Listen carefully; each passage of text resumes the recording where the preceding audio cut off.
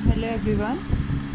ये हमारी second video है of chapter number second of 8th class NCERT science. ठीक है, अभी तक हमने पढ़ा था। अब देखते हैं कि जैसे टेबल 2.1 कुछ डिजीज़ हैं जो कि माइक्रो ऑर्गेनिजम्स द्वारा कॉज करी जाती हैं। फॉर एग्जांपल ट्यूबरक्लोसिस, जिसको हम टीबी भी बोलते हैं, इसका कॉजिगेटिव एजेंट क्या है?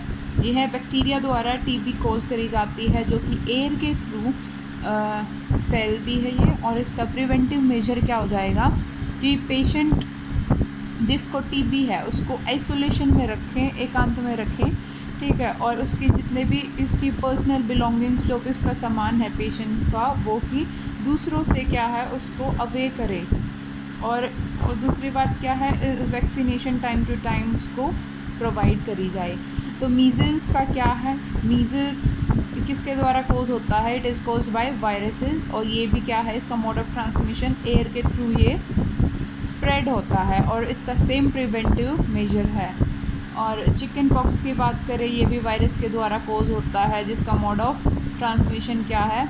एयर है और सेम प्रिवेंटिव मेजर है। पोलियो किसके द्वारा कोज होता है? It is caused by virus, और जो किसके थ्रू पहुंचता है? एयर या फिर वाटर के थ्रू ये स्प्रेड होता है। Next is cholera. कोलरा क्या है, किसके द्वारा होता है? ये बैक्टीरिया के द्वारा होता है और जिसका मोड ऑफ ट्रांसमिशन है पानी या फिर फूड के थ्रू होता है। इसमें क्या करना पड़ेगा कि हमें, जैसे कोलरा है, विबेरियो कोलरा, शायद इसका ये वो है, विबेरियो कोलरा जो होता है उसका कॉजिगेटिव एजेंट जो कि एक बैक्टीरिया है जो इसको कॉज करता है।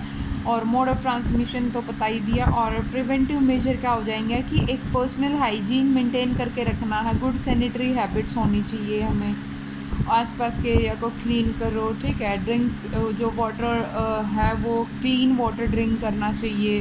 कंज्यूम अच्छे से कुकड फूड को खाना चाहिए, ठीक है। और बॉइल्ड वाटर हमें ड्रिंक करना चाहिए। और वैक्सीनेशन तो होगी।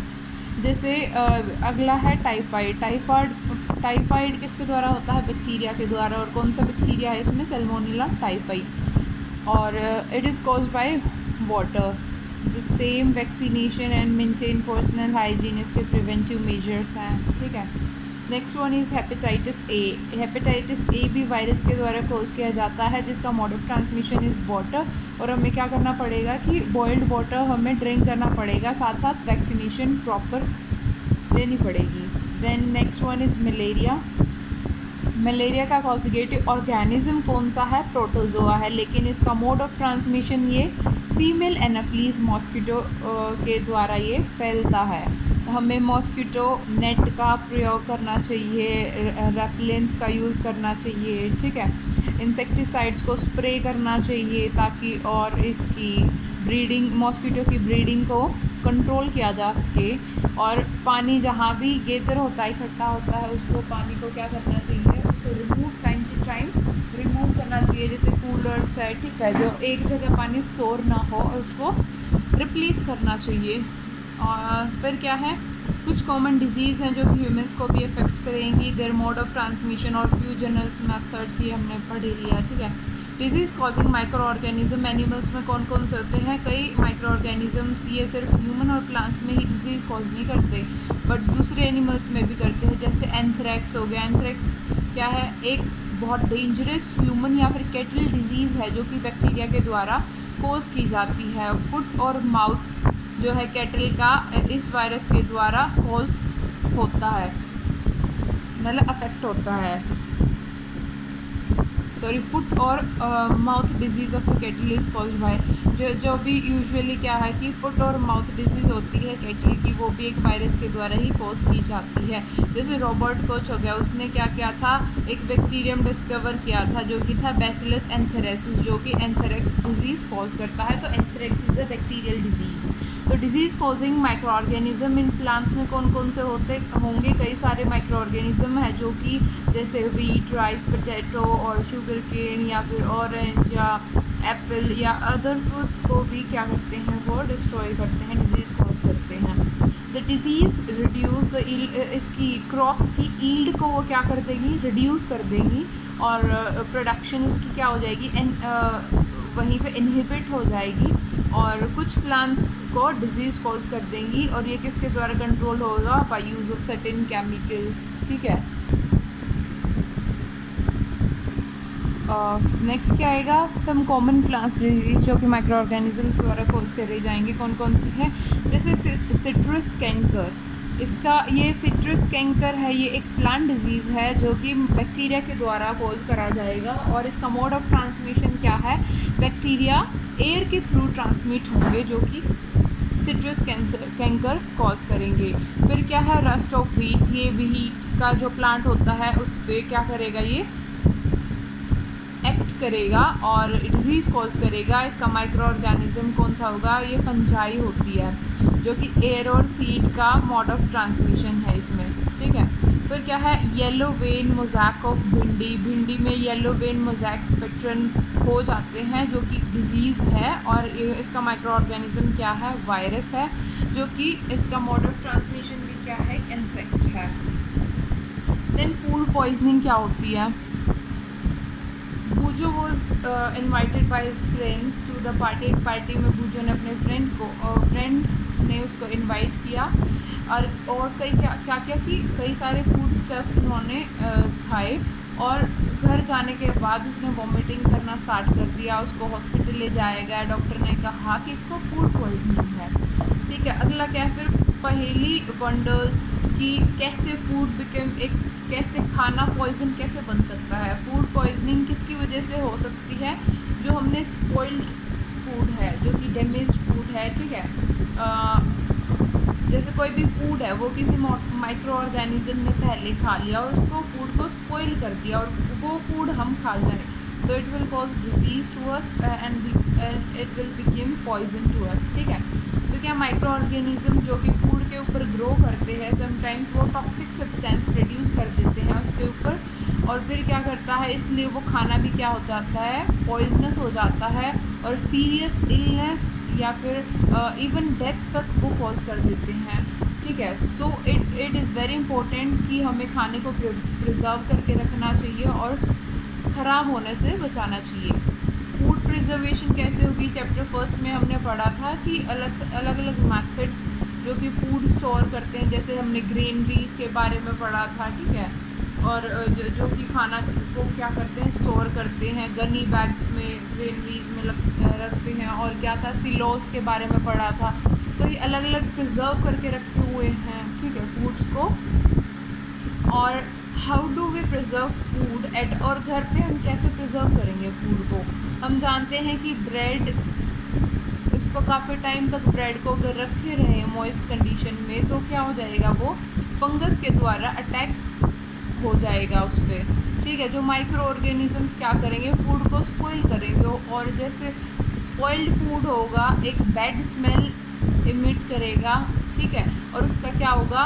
बहुत बैड टेस्ट होगा खाने में भी और उसका कलर भी चेंज हो जाएगा। तो क्या उसमें फूड स्पॉइल्ड फूड में क्या है? कोई केमिकल रिएक्शंस चलती हैं। तो पहेली ने क्या किया? कुछ मैंगोज लेके आई but she couldn't eat them. कुछ दिन में वो सब मैंगोज़ को नहीं खा सकी। ठीक है। बाद में क्या किया उसने देखा कि मैंगोज़ तो स्पॉइल हो गए हैं और रोटन हो गए हैं। ठीक है। But she news that the mangoes pickle. अच्छा, उसने सुना था कि कभी मैंगो का क्या है? आम का अचार भी बनाया जा सकता है। मैंगो पिकल भी हो सकता है, बनाया जा सकता है। अपनी ग्रैंड मदर्स का देखा था उसने। और उसने देखा कि ये वाला मैंगो तो हो गया है स्पॉइल, बट उसने देखा था कि जो अचार होता है वो एक लंबे समय तक क्या है? यूज़ में आता है। तो वो कंफ्यूज होगी ऐसा कैसे हो सकता है। ठीक है। फिर क्या है? लेटेस्ट स्टडी कुछ कॉमन मेथड्स को हम पढ़ते हैं फूड प्रिजर्वेशन की अपने होम पे ही। ठीक है। जो कि जैसे केमिकल मेथड हो गया। Salt and edible oils are common chemical generally used to check the growth of the market of organism. Therefore उसको क्या बोलते हैं? Preservatives बोलते हैं। जो कि सॉल्ट हो गया, नमक, ठीक है, और एडिबल ऑयल हो गए। तो ये केमिकली जनरली क्या है कि माइक्रो ऑर्गेनिजम्स की ग्रोथ को क्या करते हैं? इनहिबिट करते हैं, इसलिए इसको प्रिजर्वेटिव्स बोलते हैं। इट मीन्स कि ये प्रिजर्व करके रखते हैं फूड को। हम करेंगे क्या? कि हम कुछ सॉल्ट और acid, we add salt or acid preservatives to pickles to prevent attack of the microbes।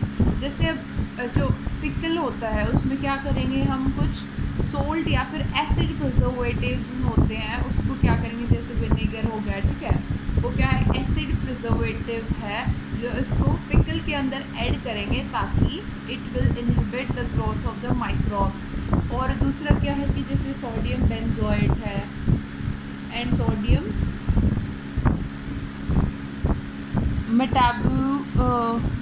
Sodium benzoate है और क्या है, सोडियम मेटाबोसल्फेट, ठीक है, मेटाबाइसल्फेट। ये क्या कॉमन प्रिजर्वेटिव्स है, कौन कौन से हैं, सी एक तो केमिकल मेथड में क्या हो जाएगा कि कुछ सॉल्ट और एडिबल ऑयल होते हैं जो कि प्रिजर्वेटिव में यूज़ होते हैं, और वो कौन कौन से होते हैं, एक तो सोडियम बेंजोएट हो गया, एक सोडियम मेटाबाइसल्फेट हो गया, ये कॉमन प्रिजर्वेटिव्स हैं। फिर क्या है, these are also use in, ये जैम्स में या फिर स्क्वैशेस में है, इनमें भी यूज़ होते हैं ताकि खाना स्पॉइल ना हो जाए, ठीक है। Then preservation by common salt, अब कॉमन सॉल्ट के द्वारा भी प्रिजर्वेशन होता है। Common salt has been used to preserve, ये कॉमन सॉल्ट किसको प्रिजर्व करने के लिए यूज़ होता है, मीट को, फिश को, कई सालों साल तक क्या है, मीट और फिश को ये स्पॉइल होने नहीं देता। फिर क्या है, जो मीट एंड फिश है तो इसको क्या करेंगे, they are covered by dry salt, ये ड्राई सॉल्ट के द्वारा कवर होंगे ताकि बैक्टीरियाज की ग्रोथ ना हो उसके। Salting is also use to preserve amla, ठीक है, आंवला या कच्चे आंवला हमने देखा ही होगा अपने घर पे, ठीक है, वो क्या, उसको भी सॉल्टिंग से हम उसको प्रिजर्व करके रखते हैं। और कच्चा आम हो गया, ये जो कच्ची आम भी होती है, ये मैंगोज वगैरह, या फिर टर्मरिक जो हल्दी के वो होते हैं, उसमें भी सॉल्टिंग के द्वारा हम क्या करते हैं, प्रिजर्वेशन करते हैं। शुगर के द्वारा प्रिजर्वेशन कैसे होगा, preservation by sugar, jams, jellies, squashes, ये हैं शुगर के द्वारा प्रिजर्व करे जाएंगे। शुगर क्या करेगा, ये रिड्यूस मॉइस्चर को रिड्यूस कर देगा, मॉइस्चर कंटेंट को, जो कि मॉइस्चर कंटेंट कम होते ही क्या हो जाएगा, बैक्टीरिया की ग्रोथ भी कम हो जाएगी, जो हार्मफुल बैक्टीरिया होते हैं। फिर क्या है कि ऑयल और विनेगर के द्वारा, जो ऑयल और विनेगर क्या करेगा, जैसे पिकल्स में यूज़ होता है ना, ये पहले भी बताया था मैंने, विनेगर का यूज़ होता है, तो oil and vinegar it will prevent the food from micro organisms, because bacteria can not live in such, ऐसे इन्वायरमेंट में बैक्टीरिया रह ही नहीं सकता, so it will die. Vegetable, fruits और फिश या मीट्स आर ऑफ्टन इसी मेथड के द्वारा प्रिजर्व किए जा सकते हैं। हीट एंड कंट्रोल टेम्परेचर, ठीक है, हमने ऑब्जर्व किया होगा कि अपनी मदर होती है उस टाइम पे, जैसे मिल्क को बॉईल करते हैं स्टोर करने से पहले, क्यों, क्योंकि बॉइलिंग क्या करता है, माइक्रो ऑर्गेनिजम्स होते हैं उनको किल कर देता है। सिमिलरली क्या है, हम फूड्स को क्या करते हैं, रेफ्रिजरेटर पे रख देते हैं, फ्रिज में रख देते हैं, क्योंकि लो टेम्परेचर पे माइक्रोब्स की ग्रोथ बहुत कम होती है। अच्छा, white is the milk that comes in the packets, वो जो पैकेट्स में आता है मिल्क, वो स्पॉइल क्यों नहीं होता, my mother told me that the milk is, वो पास्चराइज मिल्क होता है, क्यों, क्योंकि वो पास्चराइज मिल्क होता है। पास्चराइजेशन क्या होता है, pasteurize milk can be consumed without boiling as it free from harmful microbes. जो मिल्क पैकेट्स में आता है वो क्या होता है, पास्चराइज मिल्क होता है, क्योंकि वो माइक्रोब्स से क्या होता है, फ्री फ्रॉम माइक्रोब्स होता है। फिर क्या है, मिल्क को क्या करेंगे, milk is heated to the about, pasteurization एक ऐसा प्रोसेस है जिसमें क्या करेंगे, मिल्क को हीट करेंगे 70 डिग्री पे 15 या 30 सेकेंड के लिए, ठीक है, एंड देन सडनली उसको चिल्ड कर देंगे और उसको फिर क्या करेंगे, स्टोर करेंगे। ये करने से क्या हो जाएगा, माइक्रोब्स की ग्रोथ कम हो जाएगी। ये प्रोसेस किसके द्वारा डिस्कवर किया गया था, लुईस पास्चर, जिसके नाम से ही इस प्रोसेस का नाम रखा, और इस प्रोसेस को क्या बोलते हैं, पास्चराइजेशन। तो होता क्या है, मिल्क को क्या करेंगे, 70 डिग्री पे हम बॉईल करेंगे फॉर 50 to 30 सेकेंड, और सडन इसको क्या करेंगे, चिल कर देंगे, यानी कि फ्रीज कर देंगे, ठीक है। तो फिर नेक्स्ट वन है स्टोरेज एंड पैकिंग। आजकल क्या है कि ड्राई फ्रूट्स है और इवन वेजिटेबल्स है, ये मतलब सील्ड एयर टाइट कंटेनर्स में या फिर पैकेट्स में क्या करते हैं, इनको हम स्टोर कर रखते हैं ताकि माइक्रोब्स से फ्री हो जाए। फिर नाइट्रोजन फिक्सेशन क्या होता है कि हमने पढ़ाई था राइजोबियम के बारे में 6th और 7th क्लास में, जो कि नाइट्रोजन फिक्स जो लेग्यूमिनस प्लांट्स होते हैं उसमें नाइट्रोजन फिक्सेशन का यूज़ आता है। लेग्यूमिनस प्लांट्स कौन से होते हैं, वो पल्सेस वाले प्लांट्स को हम लेग्यूमिनस प्लांट्स बोलते हैं, ठीक है। लेग्यूमिनस कहाँ पे रहता है, लेग्यूमिनस प्लांट्स के राइजोबियम कहाँ रहता है कि लेग्यूमिनस प्लांट्स की जो रूट नोड्यूल्स होती है उसके अंदर राइजोबियम बैक्टीरिया रहता है, जैसे कि बीन्स और पीज होंगे, ठीक है। इसका क्या, ये सिम्बायोटिक रिलेशनशिप फॉर्म करता है। सिम्बायोटिक का मतलब क्या है, जिसमें म्यूचुअली बेनिफिटेड हो, मतलब जो अगर जिस प्लांट्स की वो रूट्स में रह रहा है तो प्लांट्स को भी बेनिफिट हो, ताकि वो अपने उसको वहाँ पे उसको स्टोर करे उस बैक्टीरिया को, और साथ ही साथ जो बैक्टीरिया होता है उसको भी बेनिफिट हो, तो म्यूचुअली बेनिफिटेड होते हैं वो, ठीक है। और सिम्बायोटिक रिलेशनशिप में रहते हैं। समटाइम्स जो नाइट्रोजन होती है वो फिक्स्ड हो जाती है, कैसे, through the process action of lightning. But हम जानते हैं कि द अमाउंट ऑफ जो नाइट्रोजन होती है एटमॉस्फेयर में वो कांस्टेंट रहती है, ठीक है। तो फिर हम वंडर होंगे कि हाउ ऐसे कैसे पॉसिबल हुआ, तो लेट अस अंडरस्टैंड दिस। अगले सेक्शन में हम इसको पढ़ते हैं। जैसे ये देखेंगे, जैसे रूट्स ऑफ लेग्यूमिनस प्लांट्स है ना विद रूट नोड्यूल्स, ये है रूट्स ऑफ लेग्यूमिनस प्लांट्स, ये रूट नोड्यूल्स है, इसके अंदर क्या है, राइजोबियम बैक्टीरिया रहता है, ठीक है। नाइट्रोजन साइकिल हम देखते हैं।